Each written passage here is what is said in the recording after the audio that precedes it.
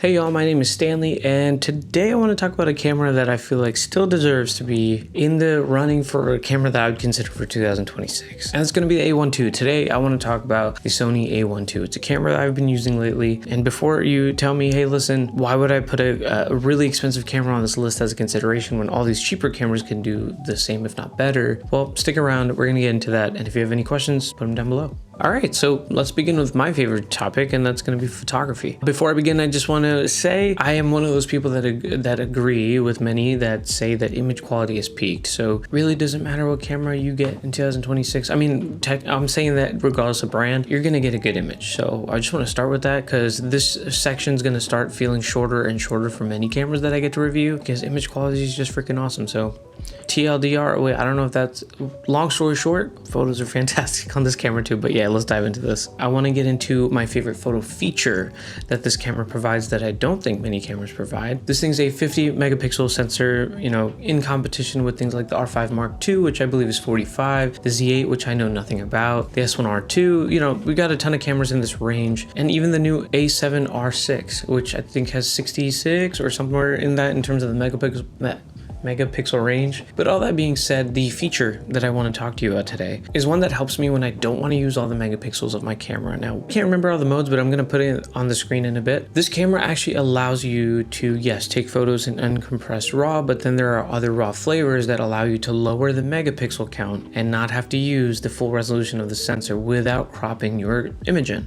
Now, why would I use that? Well, I'm an automotive photographer and I may not need all 50 megapixels, especially if, you know, the owner kind of just wants to get some pictures online, could care less. I'm not gonna go ahead and use up all my memory card space if you know, I kind of want to match the level of how much they care. And it's cool. I often shoot in a compressed format that says M next to it, so I'm gonna go with medium. But I know that it takes my 50 megapixel photos and turns it into a 21 megapixel without having to crop in. It's pretty cool. I think the A7R6 can do this, but it doesn't have as many options when it comes to how it can compress the RAW. So the A7R6 has it. I know the Leica SL3 can do it too, but there's a reason I left that off this list. Other than that, Sony autofocus, color science, I feel like looks a little bit different from my older Sony cameras, which is kind of nice. I feel like it just bridged the gap between my Canon and this camera, so it's a lot easier to match, sort of. But yeah, I feel like color science is pretty good. But yeah, like I said, this section is going to be a bit short because image quality, in my opinion, has peaked. And if you want to know about any particular features that this may have, leave a comment down below and I'll Google it for you.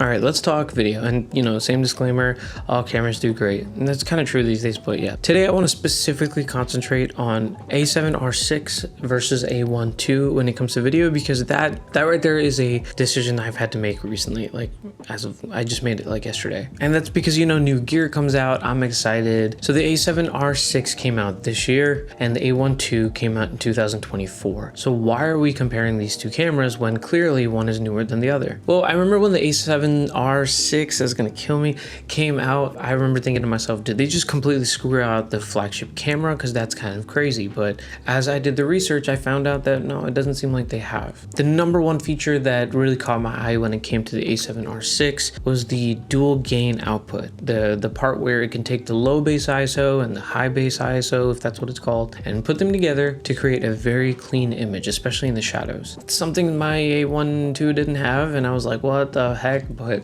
I figured there had to be a reason. So upon doing my research, I have found a few things that I'm going to bring up and hopefully help you make a choice between these two. And if you still feel like the price doesn't match up, just stick around, we'll get to that in the end. So with dual gain turned on, the A7R6 actually has 14 stops of dynamic range, which is pretty cool. And the A1 II, I believe, sits in the 13 range, like I think 13.1 or something in the 13 range.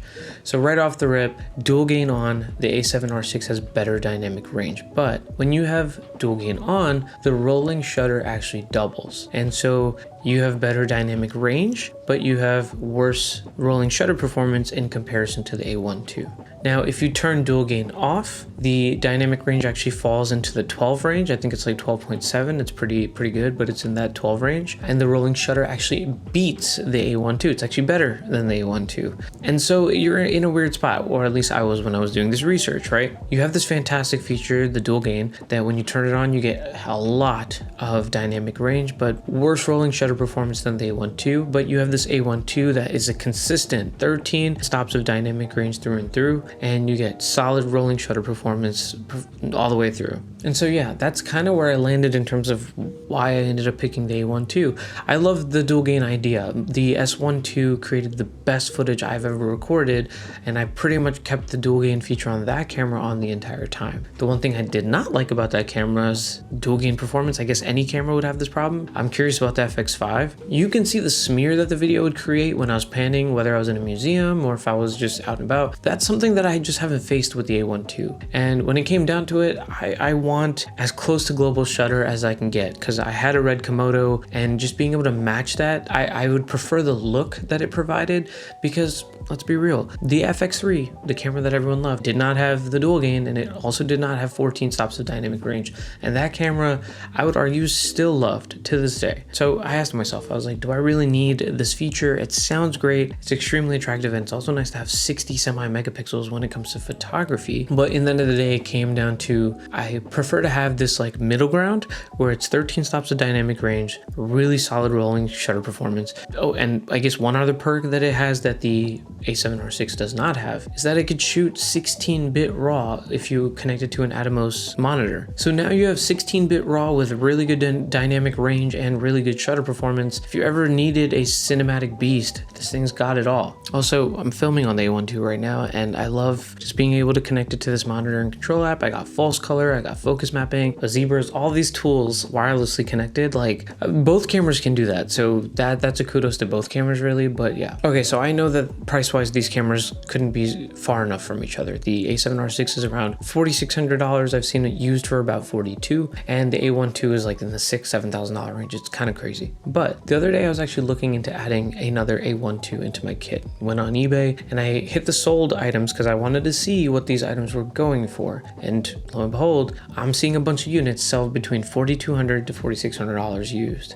And so it kind of puts people in a position where, do you want to try Sony's flagship camera, or do you want to get the A7R6, which I feel like the A7R5 was loved by people for years. And so you obviously can't go wrong with the 6, I feel. But I think the video section is the part that I'm hoping helps you out the most, as it did help me. Because again, right, I don't think you can go wrong with whatever you pick. It's just, what are you looking for, right? Are you looking for dynamic range because maybe you put your camera on sticks, or do you need rolling shutter performance to get out there and get sports, car roller shots, whatever you may need? Let me know down below. I'm genuinely curious, or if you end up getting anything else, or like me, maybe want to pick up an FX5 now.